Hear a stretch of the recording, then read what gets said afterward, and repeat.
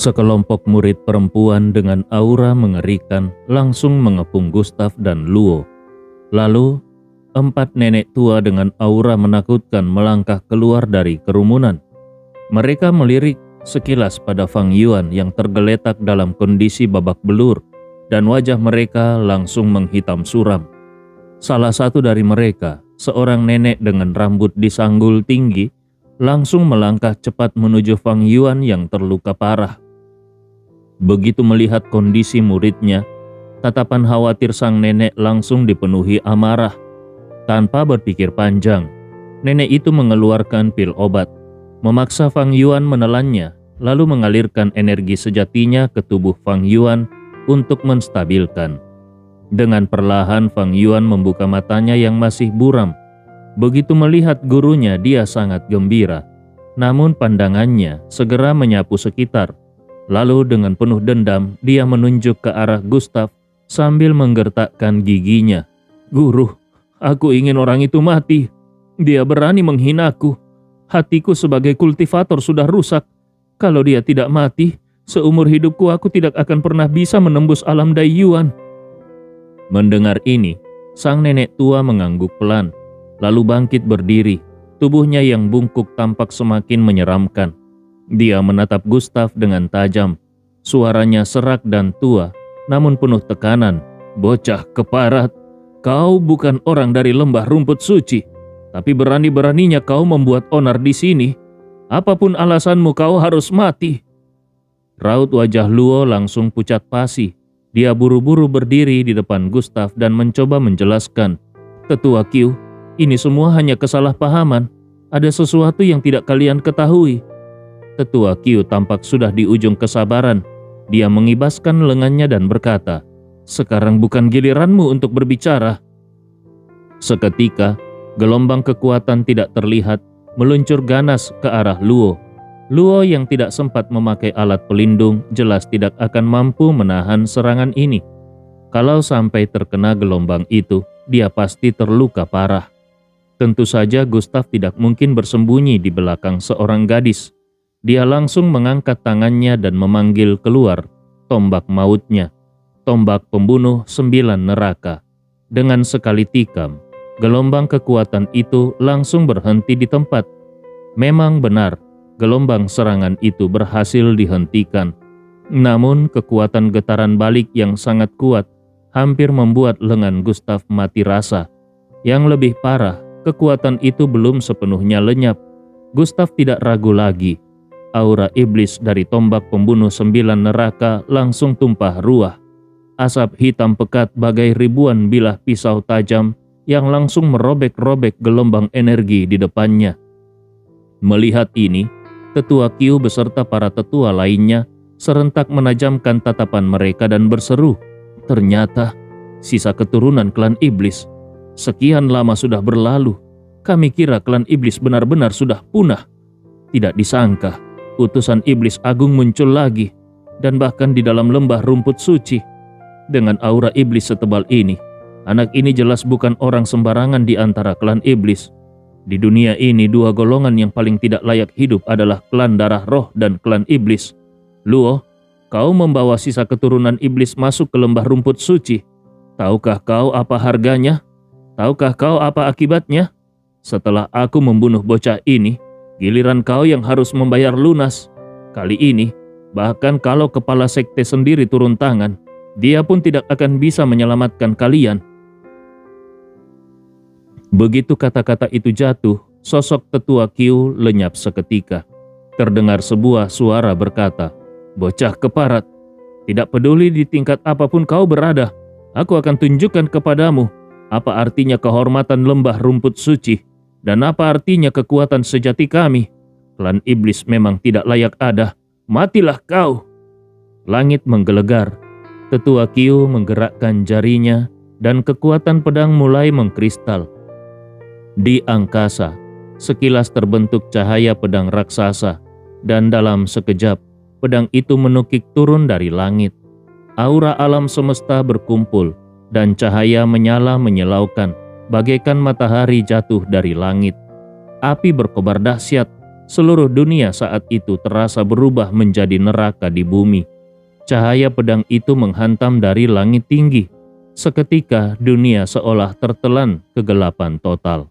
Kalau sampai menyentuh Gustaf, tak diragukan lagi, kematian pasti menantinya. Hanya dari satu serangan ini saja, Gustaf sudah bisa merasakan ancaman dingin menembus ke dalam jiwanya. Serangan kelas atas yang langsung menargetkan jiwa. Gustaf tidak berani lengah sedikit pun. Kilatan petir langsung melonjak dari seluruh tubuhnya, dan aura iblis dari tombaknya dikonsentrasikan sampai puncaknya. Gustaf berseru, "Setelah menembus ke tingkat alam Raja Void, seharusnya kini aku sudah mampu mengeluarkan dua gerakan berikutnya dari jurus tiga tombak penghancur langit ajaran senior Lin Qingshuan. Mari kita lihat, apakah tiga tombak penghancur langit ini layak di hadapan kalian?" Gustaf melangkah maju, tubuhnya melayang naik. Di dahinya, aura iblis menyembur terus-menerus. Tombaknya bersinar menyilaukan, dan pancaran cahaya hitam pekat bercampur kilauan merah darah. Seolah-olah tombak ini datang langsung dari dasar neraka terdalam dan menusuk ke inti 9 neraka. Pada saat yang sama, aura iblis membalut tubuhnya dan membentuk semacam zirah tak kasat mata. Aura tubuhnya meledak keras. Kekuatan spiritual dalam dirinya mendadak naik secara gila-gilaan.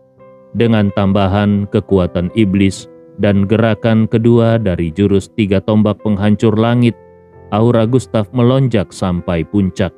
Dia tidak kalah kuat dibanding Tetua Qiu. Di dalam hatinya, semangat pertempuran Gustaf membara dan darahnya mendidih hebat. Dia bisa merasakan kekuatan Tetua Qiu. Ini adalah tingkat puncak alam Dai Yuan. Bahkan kalau dipaksa dikategorikan, ini sudah menyentuh tahap awal tingkat alam Kaisar Dewa. Gustaf ingin tahu, kalau dia mengerahkan seluruh kekuatannya, sejauh mana jarak yang masih membentang antara dirinya dan kekuatan tingkat atas ini. Tetua Qiu jelas menyadari aura aneh yang mulai meledak dari Gustaf. Hatinya berguncang keras, seperti ombak badai. Namun dia segera menekan rasa kaget itu. Dia berkata, "Inikah andalanmu hingga berani melukai muridku? Konyol sekali. Ilmu rahasia kaum iblis memang bisa memberimu kekuatan, tetapi kekuatan itu juga yang akan menghancurkan segalanya darimu." Tetua Qiu melangkah maju beberapa langkah, dan dalam setiap langkahnya aura tubuhnya naik satu tingkat. Hingga langkah kelima, auranya sudah seperti gunung raksasa, menekan seluruh ruang dan membuat semua orang sulit bernapas. Dia menampilkan kekuatan lembah rumput suci secara sempurna tanpa ampun. Melihat Tetua Qiu yang melaju seperti gunung runtuh, mata Gustaf bersinar dengan semangat tempur yang menggelora. "Tiga tombak penghancur langit, ayo tembus dan hancurkan semua ini." Di langit, awan menghilang digantikan oleh gelombang aura iblis yang menutupi langit sepenuhnya. Energi sejati aura iblis dan kekuatan petir semuanya terkonsentrasi, menyatu dan mengalir deras ke tombak pembunuh 9 neraka. Dalam sekejap, tombak pembunuh 9 neraka mengeluarkan suara desiran pelan. Lalu seketika aura iblis memenuhi langit. Seolah-olah ribuan binatang buas berlarian tanpa kendali. Tombak itu membawa kekuatan dari 9 neraka, menabrak langsung gelombang kekuatan milik Tetua Qiu yang menyerupai gunung raksasa. Seiring dengan tombak itu meluncur, raungan binatang menggema, dan kekuatan 9 neraka menyebar ke segala arah. Menghadapi tombak yang mengarah langsung untuk menghancurkan, sudut bibir Tetua Qiu justru menampilkan senyum dingin. Trik murahan seperti ini berani-beraninya digunakan untuk menggertak. Tubuhnya sama sekali tidak berhenti, malah mendadak melesat lebih cepat. Semakin lama, kecepatannya semakin tinggi. Kali ini Tetua Qiu langsung menerjang tombak pembunuh 9 neraka tanpa ragu. Baginya, benda lemah semacam itu satu-satunya nilai yang ada hanyalah untuk dihancurkan. Detik berikutnya, ledakan keras bergemuruh bagai halilintar yang meledak. Langit dan bumi seolah runtuh. Aura iblis yang menyesakkan itu dalam ledakan tersebut dipaksa sobek dan terbuka sebuah celah besar. Semua itu lalu hancur dan menghilang menjadi debu. Sementara itu aura yang mengelilingi tetua Q berubah menjadi gelombang laut yang maha dahsyat dan tidak tertahankan. Dia menghancurkan ribuan sosok binatang buas dari energi iblis itu, lalu menabrak tombak milik Gustav dengan kekuatan penuh. Bagi tetua Q, tombak ini tidak ada nilainya. Kalau Gustav hanya mengandalkan ini, maka hari ini dia pasti mati. Tetua Q pun berkata, "Tombak ini akan aku hancurkan di sini dan sekarang. Benda sesat macam ini tidak boleh lagi mencemari dunia." Tetua Q menggenggam tombak itu dengan erat. Tangan kurusnya hendak meledakkan kekuatan hebat, siap mencabik-cabik senjata itu. Namun, sedetik kemudian, perubahan aneh terjadi. Tombak pembunuh 9 neraka itu tiba-tiba melengkung, seolah-olah berubah menjadi ular hitam dan melilit erat lengan tetua Q. Ikatannya terus mengencang. Raut wajah tetua Q langsung berubah pucat. Meskipun dia sudah banyak pengalaman, namun seumur hidupnya, dia belum pernah melihat senjata aneh seperti ini. Kalau dia tidak segera melepaskan diri, lengan itu pasti akan hancur remuk. Tapi apapun teknik yang dia keluarkan, tombak itu tetap tidak bergeming, sama sekali tidak berniat melepaskan tetua Q. Tetua Q meraung keras, "Bocah, cepat suruh senjatamu ini melepaskan tanganku." Namun Gustav hanya menatapnya dingin tanpa sepatah kata pun. Kini darah mulai merembes keluar dari lengan tetua Q. Karena tidak bisa lagi bertahan, dia segera berteriak kepada 3 tetua lainnya, "Kalian masih diam saja? Bunuh bocah ini sekarang. Kalau dia mati, benda iblis ini juga akan kehilangan kekuatannya. Cepat!" Mendengar itu, 3 tetua lainnya langsung bergerak. Tubuh mereka menghilang, dan dalam sekejap sudah muncul di sekitar Gustav. Ketiganya ini semuanya berada di atas tingkat alam kaisar dewa. Gustav mati-matian menahan mereka, tetapi tetap saja dalam pengepungan itu, dia akhirnya memuntahkan darah. Tubuhnya terus mundur, dan sebelum sempat menstabilkan diri, tetua Q sudah membawa tombak itu dan langsung melesat, membunuh ke arahnya sambil berseru, "Bocah keparat, hari ini aku akan membuat jiwamu lenyap tanpa bekas." Tetua Q bahkan mengabaikan lengannya yang terluka. Tangan satunya mencengkram selembar jimat berwarna emas. Tulisan kuno menyelimuti telapak tangannya, lalu dalam sekejap berubah menjadi pedang tajam yang langsung menusuk dada Gustav. Gustav tersentak, matanya menajam, dan kekuatan dalam dirinya meledak seketika. Raungan naga mengguncang langit. Detik berikutnya seekor naga darah yang diselimuti pola-pola petir meledak keluar dari tubuh Gustav, memancarkan energi liar dan mengerikan. Munculnya naga ini membuat semua orang di tempat itu tidak sempat bereaksi. Tetua Q pun matanya terbelalak lebar. Pengendali naga. Dia sama sekali tidak menyangka kalau bocah yang tampak remeh ini ternyata seorang pengendali naga. Pada saat yang sama, di bagian terdalam bangunan lembah rumput suci, di sebuah ruang tertutup, seorang tetua berambut putih yang sedang dalam tahap kritis menembus batas kultivasi, tiba-tiba membuka matanya lebar-lebar. Tatapannya penuh keterkejutan, namun juga ada secercah sukacita. Dia langsung menoleh ke arah di mana Gustav berada dan berkata, "Akhirnya, bocah itu datang juga." Di luar lembah rumput suci, suasana tegak bak busur yang ditarik penuh. Saat naga darah di dalam tubuh Gustav mengalir keluar, raut wajah para tetua terkemuka dari lembah rumput suci langsung berubah drastis. Naga darah yang dipenuhi garis-garis petir itu menatap mereka dengan tajam. Dia bahkan berjaga di sisi kiri dan kanan Gustav. Kapanpun tetua Q berani maju menyerang, naga darah itu pun tanpa ragu akan mengorbankan segalanya demi menundukkan tetua Q. Tombak pembunuh 9 neraka pun turut merasakan ancaman dari Tetua Q. Aura iblis perlahan menyelimuti seluruh lengan Tetua Q. Detik berikutnya, aura itu menyusut dengan cepat. Terdengar bunyi krak, dan tombak pembunuh 9 neraka bahkan langsung merobek lengan Tetua Q. Darah memancar hebat. Rasa sakit yang luar biasa nyaris membuat Tetua Q kembali sadar sepenuhnya. Wajahnya pun tampak begitu beringas. Tetua Q hampir kehilangan akal dan dia berteriak, "Bocah kurang ajar, kau berani menghancurkan lenganku. Siapapun dirimu, hari ini kau harus menanggung derita kehilangan lengan, sama sepertiku." Di tangannya, simbol emas itu meledak dengan kekuatan dahsyat. Pedang tajam yang semula dia genggam berubah menjadi seekor binatang buas raksasa yang mengamuk, lalu menyerbu ke arah Gustav dengan keganasan. Gustav tidak menghindar. Dia tahu betul betapa menakutkannya kekuatan simbol itu. Namun dia lebih ingin mengetahui seberapa besar kekuatan naga darah yang sudah berevolusi ini. Naga darah merasa wibawanya seolah diragukan, sehingga raungan marahnya menggema ke seluruh penjuru. Kemudian tubuhnya memancarkan petir dan api. Lalu dengan satu gigitan, dia mencengkram binatang buas raksasa yang berasal dari simbol emas itu.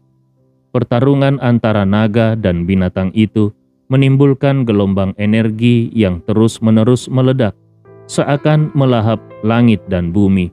Gelombang itu mengguncang ke segala arah dan membuat Gustav harus mundur 10 langkah penuh.